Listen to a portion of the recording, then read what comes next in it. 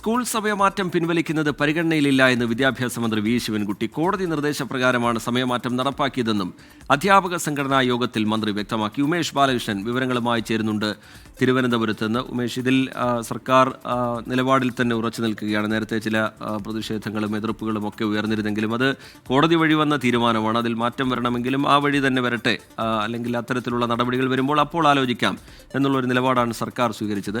ഇത് അധ്യാപക സംഘടനാ യോഗത്തെ മന്ത്രി അറിയിക്കുന്നുണ്ട്.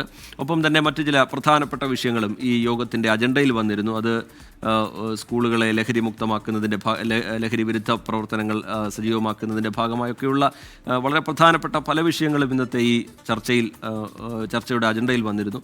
അതിൻ്റെയൊക്കെ വിവരങ്ങൾ എന്താണ് ഉമേഷ്? രജിത്ത്, നിലവിൽ എന്തായാലും സ്കൂൾ സമയ മാറ്റം അതിൽ നിന്ന് ഇപ്പോൾ പിന്നോട്ട് പോക്ക് ഇല്ല എന്ന് വിദ്യാഭ്യാസ മന്ത്രി തന്നെ ഇന്നത്തെ യോഗത്തിൽ വ്യക്തമാക്കിയിരുന്നു. ഇന്ന് അജണ്ടയായി തന്നെ 6ാമത്തെ അജണ്ടയായി ഈ വിഷയം ഇന്ന് ചർച്ചയ്ക്കെടുത്തു. അതിൽ ലീഗിൻ്റെ അധ്യാപക സംഘടന അതിൽ രൂക്ഷമായി വിമർശിക്കുകയും ചെയ്തു ഈ തീരുമാനത്തെ. പക്ഷേ ഇപ്പോൾ ഈ തീരുമാനത്തിൽ നിന്ന് പിന്നോട്ട് പോകാൻ സാഹചര്യമില്ല. കോടതി നിർദ്ദേശത്തെ തുടർന്നാണ് ഇത്തരത്തിൽ സ്കൂൾ സമയ മാറ്റം നടപ്പാക്കിയത്. ബദൽ എന്തെങ്കിലും മാറ്റമുണ്ടെങ്കിൽ നിങ്ങൾ പറയൂ എന്നാണ് വിദ്യാഭ്യാസ മന്ത്രി യോഗത്തിൽ പറഞ്ഞത്.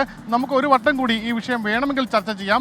നിലവിൽ മറ്റു മാർഗ്ഗങ്ങളില്ല എന്നും വിദ്യാഭ്യാസ മന്ത്രി യോഗത്തെ അറിയിച്ചിട്ടുണ്ട്. അതേസമയം ഈ വർഷത്തെ അക്കാദമിക് കലണ്ടറിന് അംഗീകാരവും നൽകിയിട്ടുണ്ട്. ഈ വർഷം കലോത്സവം തൃശ്ശൂർ ജില്ലയിൽ നടത്താൻ തീരുമാനിച്ചു. ഒപ്പം കായികമേള തിരുവനന്തപുരം ജില്ലയിലും ശാസ്ത്രോത്സവം പാലക്കാട് ജില്ലയിലും നടത്തും. എന്തായാലും അക്കാദമിക് കലണ്ടറിന് വലിയ തർക്കങ്ങളില്ലാതെ തന്നെ അംഗീകാരം നൽകി. അതേസമയം കായിക അധ്യാപകരുടെ ചില പ്രശ്നങ്ങളുണ്ടായിരുന്നു. പ്രത്യേകിച്ച് സൂംബ പരിശീലനത്തിന് ചുമതല കായിക അധ്യാപകരെ ഏൽപ്പിച്ചതുമായി ബന്ധപ്പെട്ട് ചില തർക്കങ്ങൾ വന്നിരുന്നു. പക്ഷേ അത്തരത്തിൽ കായിക അധ്യാപകരെ നിർബന്ധിച്ച് ഈ സൂംബ പരിശീലനത്തിൻ്റെ ചുമതല ഏൽപ്പിക്കുന്നില്ല എന്ന് വിദ്യാഭ്യാസ മന്ത്രി തന്നെ യോഗത്തിൽ വ്യക്തമാക്കി.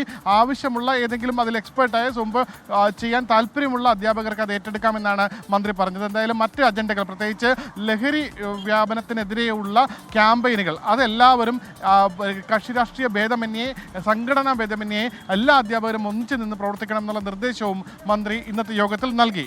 ശരി, ഉമേഷ് ബാലകൃഷ്ണൻ തിരുവനന്തപുരത്ത് നിന്ന് വിവരങ്ങൾ നൽകുകയായിരുന്നു.